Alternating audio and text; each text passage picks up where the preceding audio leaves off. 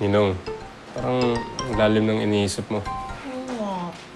Oo nga, Papi. Ano bang problema? Papi ka naman ng papi dyan. Ala lang, naisip ko lang.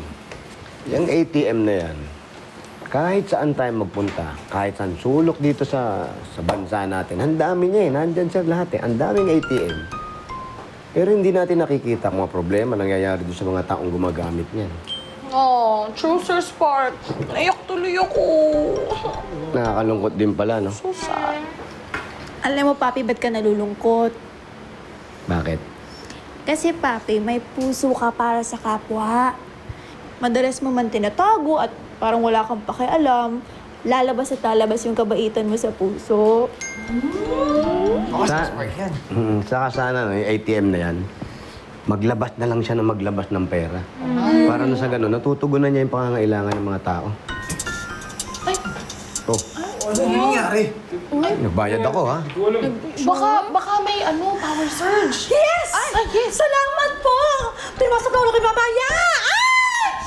Ano daw? Ma'am, masarap daw ulam nila mamaya. Oo, sa sobrang saya niya, masarap yung ulam nila. Baka bagong sweldo yun. Hindi, ganun siguro. Payday. Payday nila ngayon.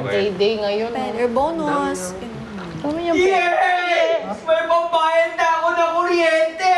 Thank you! Natural, nag-withdraw siya. Di may pambayad siya. Pero ang dami doon, Sir Spark. Saktong-sakto! Thank you! Thank you! Saan? Ba't sila sumisigaw? Sobrang saya nila. Ayan, ito. Brad, sandali. Ano nangyayari? Ewan ko nga po, sir eh. Nag-withdraw ko ng 500. Pero 5,000 lang lumabas! Ha? 10,000! Birthday ng anak ko! Kasi Spark, nagkatuto na ata yung wish mo. Subukan ko. Excuse me lang. Ito yung card mo. Ito yung card mo. Ako muna mag-withdraw.